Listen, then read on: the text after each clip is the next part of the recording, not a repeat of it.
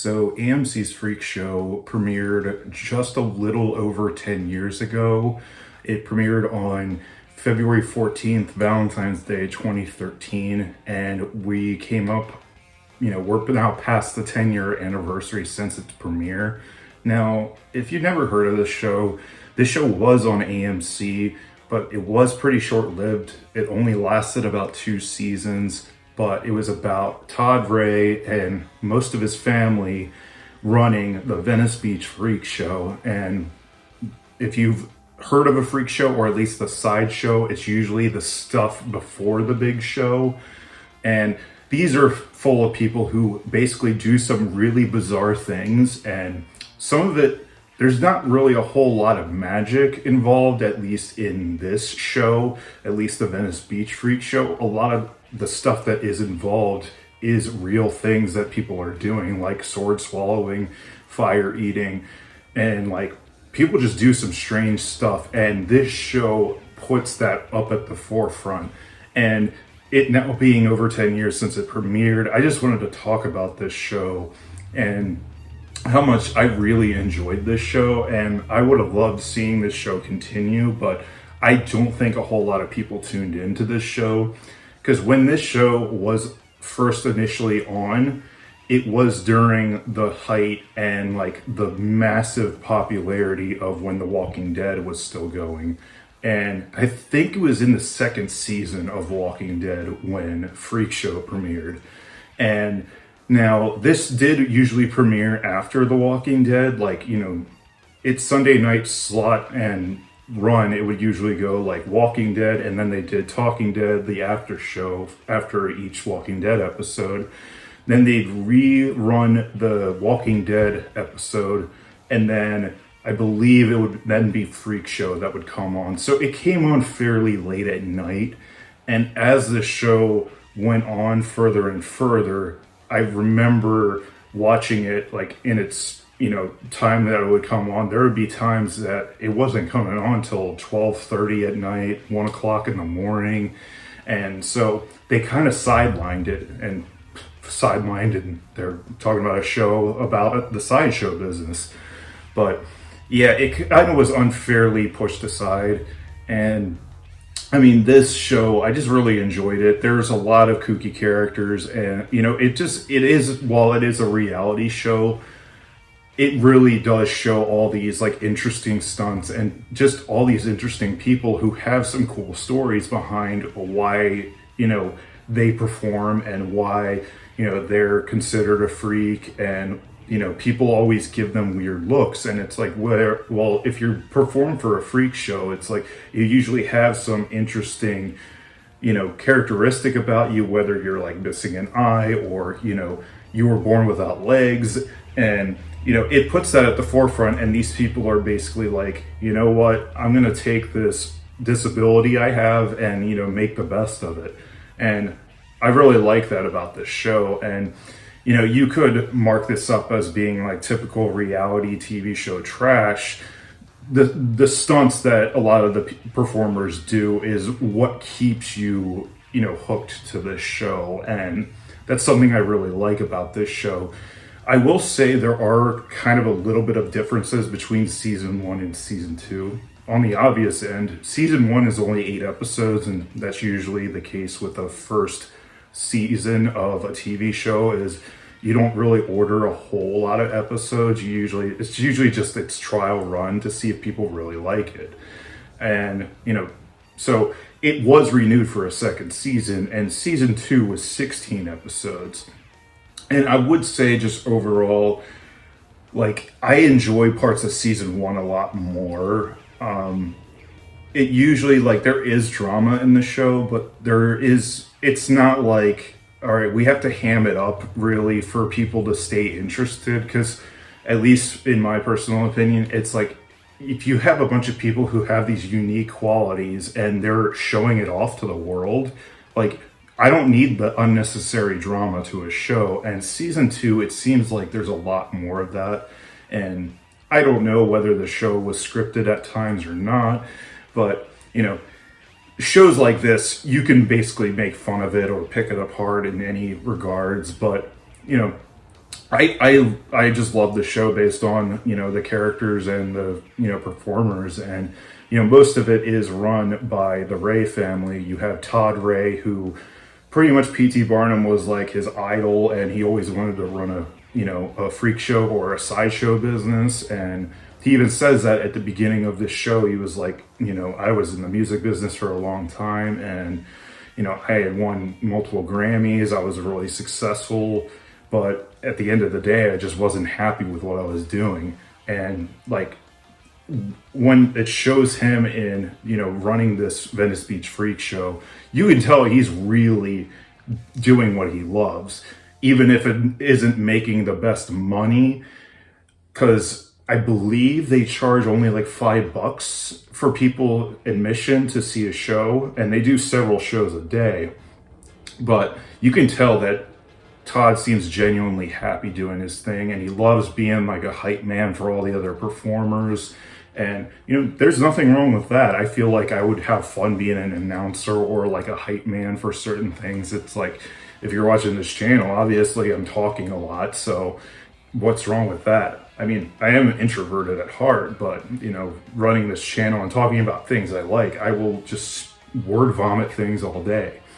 But, Todd is fun. He's really corny and cheesy at times, but, he is a dad. So it's like, most dads have some corniness to them, and it's like, I can't fault him for that. And, his wife Danielle is in a lot of episodes, but she's just more along for the ride and just wants to help out with everything. And she has a good bond with a lot of the performers who are there. And then you have Phoenix, who's, Todd and Danielle's son, and he's more of just, he it has an appreciation for the business, and his plan is to at least appreciate these things if Todd isn't around one day. And then you have Asia, who is to me the star of the show. She is always like pushing herself to grow as a performer. Like, she does a lot of fire breathing and such. And then there's, I think it's the second episode of the show, she wants to learn how to swallow a sword. She does an episode with this woman called the Electric Lady, where she deals with a lot of electricity and static and wants to, kind of replicate her act. And, she's trying to do that as well. And there's a lot of episodes where she's just always wanting to learn new things and not just be like, pigeonholed to doing the same thing over and over. And that's a cool thing about Asia. And Asia is one of probably the best performers that you see like regularly throughout the show. And the other one I give high praise to is Morg. And it's strange, his acts and his performances are always good, but it seems like there's some strange like personality wise with him. Like in the first season, he seems a little more chipper at times, and like he is dark at times, but like he just seems like kind of quirky and fun, even though his name's Morg, and he dresses in all black. He's super goth, but there's times where he's just like just a normal dude. And then in season 2, I don't know if they told him to ham up his whole like morbid act, but he's a lot darker. He doesn't really have as much as a sense of humor. But I've noticed that, and if you look up like old videos of Morg when he was just like performing on like, I think it was the Venice Boardwalk, but there's like videos of him like doing his acts and like what he typically does. But he has like a lot of funny puns, and like, he's a lot more lively. And then in season 2 of Freak Show, it seems like he's a lot more like drab and just like depressed, it seems. But I don't know. I'm not trying to say he was this, he was that. It was just, an observation I had. But besides that, he did some really amazing stuff throughout this show. And I don't know whether he's performing or not to this day, but I at least know that he has a YouTube presence, and he does have a following on YouTube, and he talks about a lot of dark stuff and, stuff about Christianity and whatever. And it's like, I'm not going to get into religion here, but he does have a following on YouTube, so it is cool to see him around still doing stuff. And some of the other performers, I really don't know what they're up to now. I mean, just talking about the show, like Morg does, sword swallowing. He does the human pincushion where he's just like pushing needles like through his mouth and stuff. And a lot of people are like, I try to do these certain things without bleeding, but Morg's like, I like the pain and I like to show more blood. The more blood, the better. And I was just like, he's my type of dude. And there's one thing he does that's towards the end of the show, towards the end of the second season, where he does something. I don't remember the name of the act, but it's a regurgitation thing he does where he like drinks like 3 bottles of water, and then he has like, I don't know if it was like red syrup or something, but like it was in a shot glass, and then he drinks that, and then he has like a big steel ball. He swallows that and it goes down to his stomach. He does this a lot throughout the series where he does like, he swallows a steel ball and then he swallows a sword, pulls the sword back out of his mouth, and then regurgitates the ball to come back out of his mouth. And so, yeah, he does the 3 water bottle chug. He like chugs this red syrup, and then he swallows a steel ball, and then like he has like this weird device that like goes and wraps around his mouth, and it has like this weird hole that's like, you know, in the middle of his mouth as his mouth is open. Like literally regurgitates all this liquid and it like shoots out of him, and he like shoots at like this target, and literally like everyone's like, what the F? This is the weirdest thing I've ever seen. And I absolutely love it. And there's one time he does an act where he lies on a bed of razor blades and like breaks a glass like over his chest while he's on this bed of razor blades. And yeah, a lot of people are just like, oh my God, this guy's gonna die. And you know, throughout the show, there are a lot of guest acts through certain episodes. There's like the Lobster Boy you see in a couple episodes. There's this guy known as the Penguin where he doesn't really have arms, like he just has like hands that are like coming out of his shoulders. And I don't know what the medical condition is called, but like everyone calls him the Penguin because he kind of walks around like a penguin, but he has like a really good spirit and a really good philosophy on life. There's one episode where I think it's just called the Strongman Competition, where they do a strongman show where, you know, the strongman inside show is usually, you know, a certain gimmick. And so they have all these people do like these cool acts and like feats of strength. And like this one guy that's on there a couple times, he like learns to pull like a whole truck with like a chain that's like linked to his eye sockets. So literally he puts these like hooks on his eye sockets, and then he literally, like the way he positions himself, he learns to like pull a truck by himself. Super weird. But I don't know, I love it. And then there's one guy who has like the world's strongest nipples, and he has like he has pierced nipples, and it's like you can, you know, he like picks up like weighted things with just his nipples.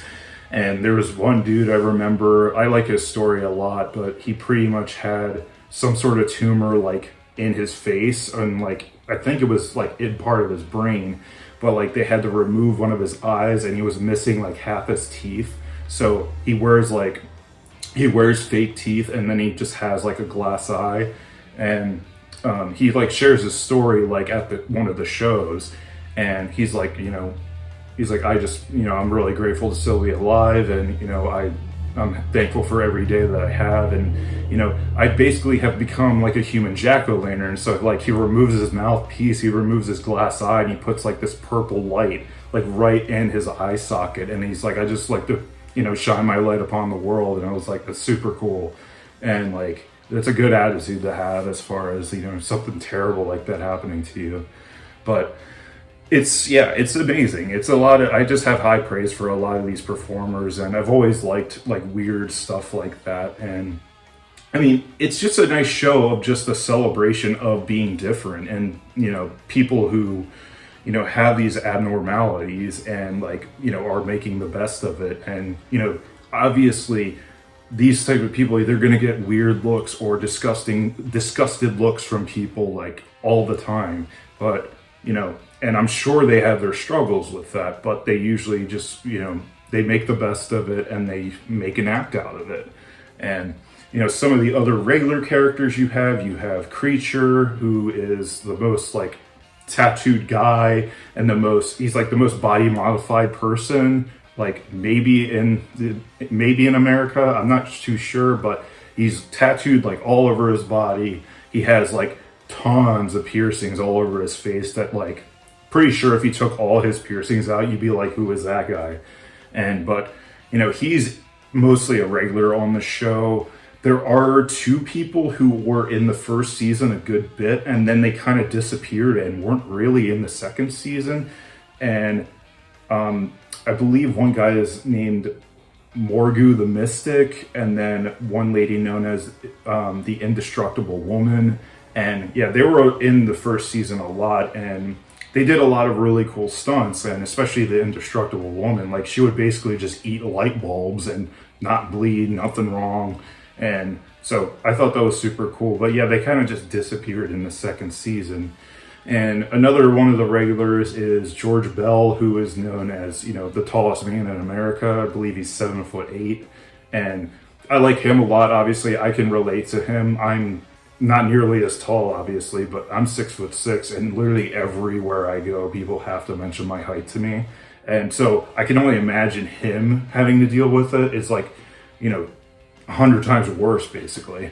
And so, he's just he doesn't really have an act, but he's just an attraction because it's just, people are curious, and it's like a dude who's 7'8", like the Giant was always a part of the sideshow, where it's like, you had the Giant, you had the strong man, you had the tattooed person, but it's like, a lot of people have tons of tattoos now, so it's like not uncommon to have a bunch of tattoos. But yeah, I mean, overall, it's an enjoyable show. And while certain things about the show are fake, like I would just say the last episode is like they go to Las Vegas to try to sell their show to this certain company to have, open up another show in Las Vegas. And like the guy's like, you convinced me, you got a deal. But it's like, I don't think anything actually happened from that, and that's just the last episode of the show. So it's like it ends on a good note of being like, hey, the freak show or the side show is here to stay. But yeah, it just kind of is like, there's certain things like that where it's like, obviously I didn't see anything happen from that. They didn't have a show in Las Vegas. So, but they entertained a lot on the Venice Beach Boardwalk, and they were there for 10 years, I believe. And so, unfortunately, they closed the Venice Beach Freak Show in 2017 due to the owner, something about the owner of the building that they rented decided not to renew his lease. So they basically were like, we have to move out.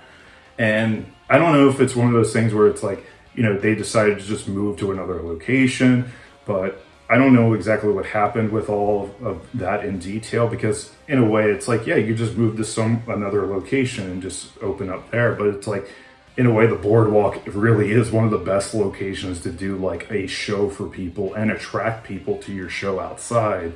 So I don't know if it's just like, they just decided to call it quits, but it is a shame because, it was, a super cool show to show these people's lives, working at the freak show and, their acts.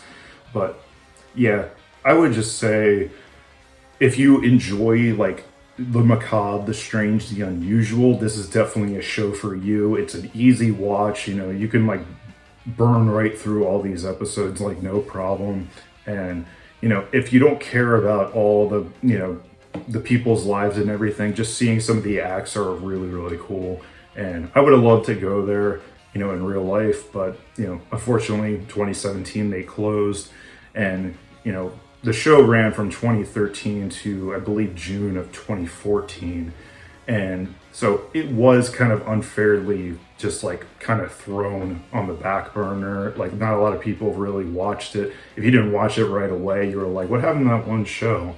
But I did rewatch it recently, so I just kind of wanted to come on and talk about it. And I just liked in general how the show is just a celebration of being different. And at least the last episode of season 1 is about that. They have like this freak show festival on the boardwalk, and they do like this parade. and they hand out all these stickers that have like the big red no sign over normal, and they're chanting like no more normal, say no normal. And yeah, that's something that I really appreciate. It's just a lot of people are super judgmental, but it's like people are always curious, and especially, I mean, like when it comes to me, it's just like people have to mention to me that I'm tall, even though it's very obvious. But the thing is, it's like people just have that curiosity. They feel like they have to talk to you because of a certain thing about yourself. So, that's like, yeah, triple fold on all these people on the show. So it's like you're going to get weird looks. You're going to get people who start a conversation with you. And in a way, it is a good conversation piece. But yeah, I recommend, if you've never seen AMC's Freak Show, check it out. It is now 10 years old. So yeah, it's a really enjoyable show. And, this is a good message to like celebrate being different. Like there's, Todd Ray even says in the show, it's like the term freak, you can spin it in a positive way where it's like, you are different and you're proud to be different. And so take that as you will. I just word vomited for 20 minutes, but either way, I hope you all enjoyed this video. If you did, please give me a thumbs up.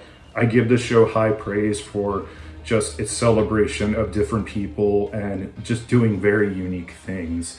And unfortunately, when you do a lot of unique things, people either, they do notice and it's a gem, or it's generally like looked over, and, people are like, kind of closed-minded about it. So unfortunately, there are a lot of hidden gems out there. There's great performers, there's great, musical artists, there's great, people who draw. Like there's a lot of talented people out there that just straight up never get noticed. But with AMC's Freak Show, that was one of the few times people who had unique qualities about them they could put on display for people to see. And even if they didn't go to the Freak Show in real life, they can see the TV show and be like, wow, this is something really cool. So I'm going to wrap it up there. I hope you all enjoyed this video. Thank you very much for watching, and I will see you in a future video. Bye.